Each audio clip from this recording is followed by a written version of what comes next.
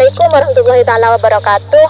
Selamat datang dan selamat menyaksikan podcast kami dari kelompok 5 yang berjudul Sejarah Peradaban Islam pada Dinasti Mughal di India.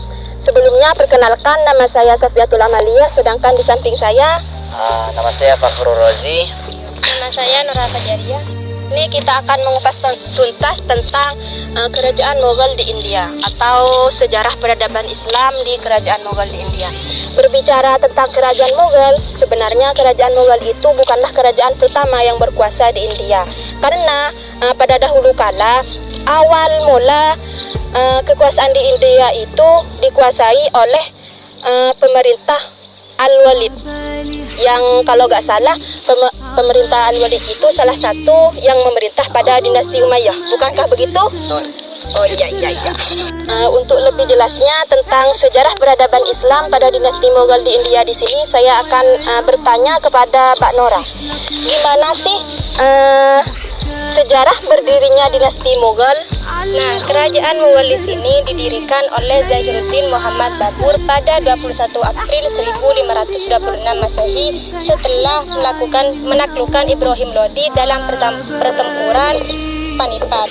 Nah, berdirinya dinasti Mughal di sini menyebabkan raja-raja Hindu di India menyusun kekuatan yang besar untuk menyerang Sultan Babur. Oh, jadi pendiri dinasti Mughal di sini yaitu Zahiruddin Muhammad Babur yang didirikan pada 1526, begitu, Pak? Iya, Pak, betul. Lantas, berapa tahun Babur di sini memerintah? Apakah sampai berpuluhan tahun atau gimana?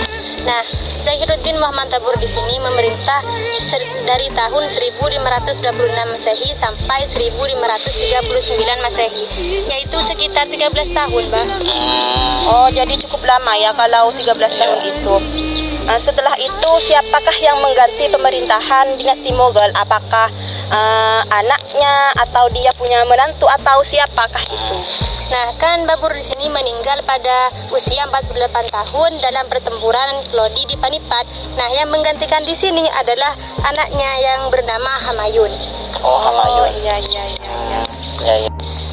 Kalau boleh tahu, apa saja sih, Pak, perkembangan yang terjadi pada peradaban Islam pada dinasti Mughal di sini, tentang kemajuan atau keberhasilan yang terjadi, maksud saya? Nah, kemajuan yang berhasil pada dinasti Mughal di sini ada 3 bidang, Mbak. Yang pertama bidang seni, bidang sastra, dan bidang arsitektur. Salah satunya di bidang arsitektur di sini ada istana, villa, dan masjid monumental. Pada masa Shah Jahan juga ada masjid yang berlapis mutiara. Itu, Mbak, yang kita kenal dengan Taj Mahal.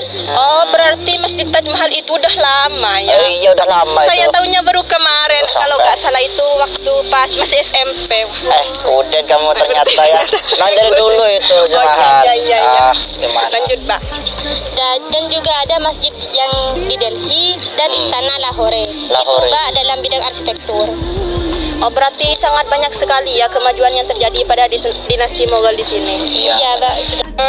Kan sejarah tentang berdirinya dinasti Mughal dan perkembangan apa saja yang terjadi pada dinasti Mughal di sini kan sudah dijelaskan oleh Pak Nora. Sekarang saya akan bertanya kepada Mas Rosi. Ya. Kemajuan apa sih yang terjadi pada dinasti Mughal di sini? Oh, bismillahirrahmanirrahim. Baik, saya akan menjawab pertanyaan dari Mbak Sofia. Ya. Jadi apa sih kemajuan pada dinasti Mughal itu? Jadi banyak, Mbak. Kemajuan pada dinasti Mughal. Awal kemajuan tersebut diawali dengan pada masa pemerintahan Raja Akbar. Ya. Raja Akbar pada tahun 1556 sampai 1506 Masehi.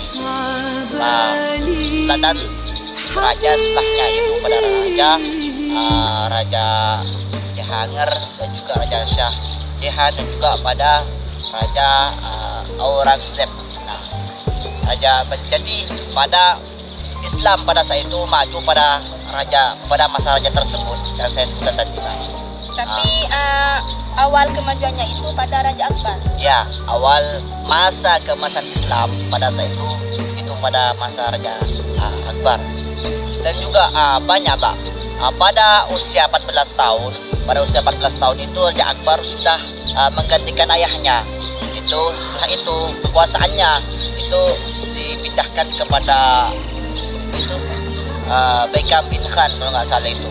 Ya, jadi dan Raja Akbar tersebut itu menyerang atau dan pada saat itu ada banyak pemberontakan yang mana pemberontakan tersebut sisa dari keturunan Sher Khan.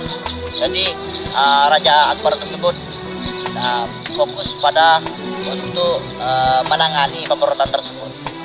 Dan juga pada masa tersebut bukan hanya itu pemberontakannya, ada banyak pemberontakan pada saat itu yang mana yang menangani itu Baisam kalau nggak salah yang saya sebutkan tadi, sama beliau disebut dengan baik. Pada akhirnya itu pemberontakan tersebut pada akhirnya selesai, bisa ditangani. Terus pada masa Shah Jahan, pada masa raja tersebut banyak bangsa Portugis itu tinggal atau menetap atau bermukim di India. Tetapi banyak orang Portugis itu menyalahgunakan kepercayaan dari Raja Akbar, dari Raja Shah Jahan tersebut, dengan apa? Mereka itu udah menyalahgunakannya dengan meminta pajak ke rakyat dan juga menyebarkan agama Kristen pada saat itu. Dan juga setelah masa pemerintahan Shah Jahan ada diganti dengan Raja Aurangzeb. Itu pada masa tersebut setelah pemerintahan Raja Shah Jahan itu itu agama Islam pada saat itu dinasti Mughal pada saat itu pecah belah. Akan tetapi banyak yang mendirikan kerajaan sendiri. Ada kota ini yang mendirikan kerajaan, ada kota itu yang mendirikan kerajaan sendiri, Jadi sebelum jadi raja ini, Raja Aurangzeb ini menyerang atau mengambil alih kembali raja-raja tersebut yang pada akhirnya tuntas. Ya, setelah itu diangkatlah Raja Aurangzeb jadi Raja Mughal. Jadi ada banyak kemajuan pada saat itu seperti bidang politik dan administrasi keuangan. Jadi yang menyebabkan salah satu dari kemajuan dari politik tersebut karena adanya sistem atau politik yang bisa dibilang Islahul ini sebuah politik yang mana ini memang dari Raja Akbar yang pertama, yang mana diartikan Islahul ini yaitu toleransi universal. Jadi dari politik ini banyak, jadi administrasi keuangan dan lain sebagainya itu jadi maju, dan tidak hanya itu, ada lagi kemajuan tentang dari segi ekonomi, ya, dan tak lepas dari hal itu, yaitu dari politik Islahul itu tersebut yang saya tadi terangkan bahwasanya politik Islahul itu merupakan politik yang mana politik tersebut tidak memandang etnis, tidak memandang agama, kita itu sama semua.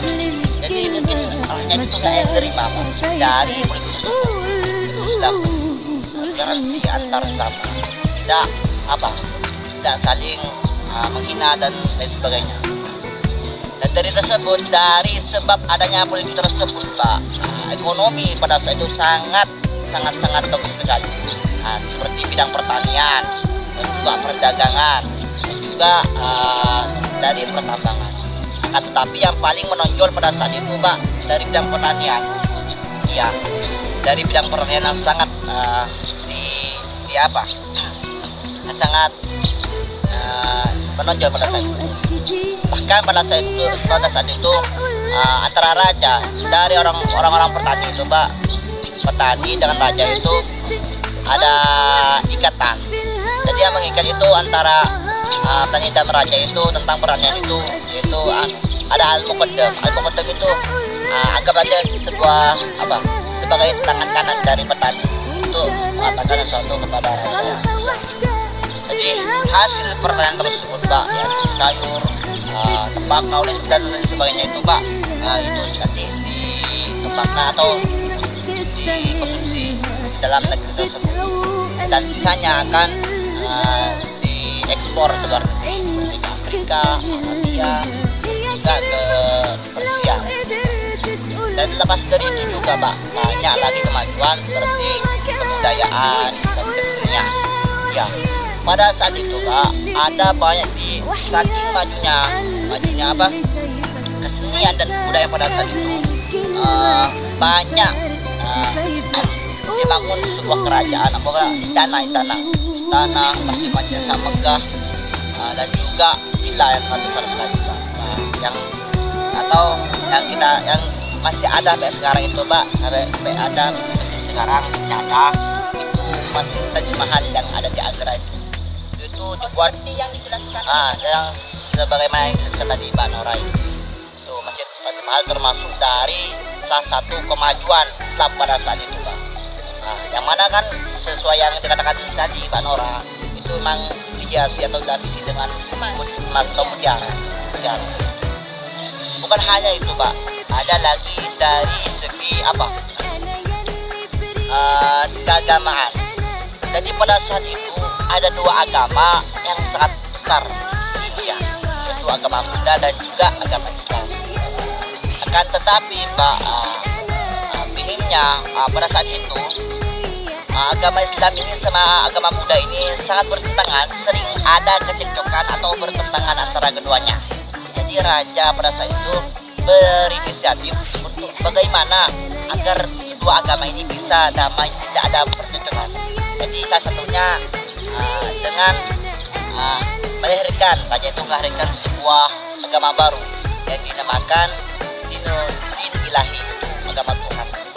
Akan tetapi agama baru ini tidak ada respon baik dari orang Islam ataupun dari orang.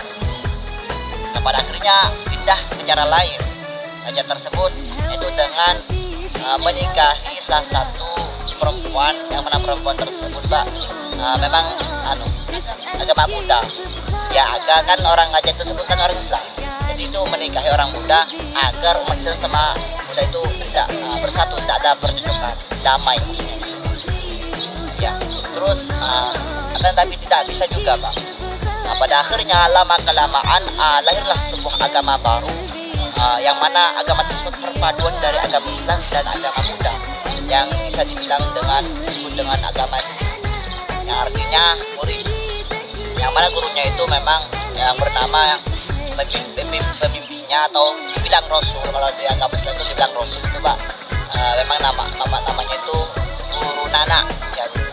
Nah, pada akhirnya Pak, agama tersebut menyebar luas, berkembang dengan baik. Hingga pada akhirnya bahkan orang Islam, agama Islam atau agama Buddha pada saat itu tidak ada respon buruk, kan baik dari agama tersebut.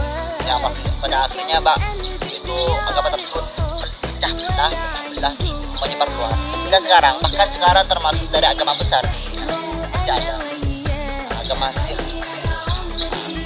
Terus ada lagi Pak, itu masalah ini. Pada saat itu ada kemajuan tentang pengetahuan. Itu ada majmuah atau buku-buku yang mana buku tersebut bahas tentang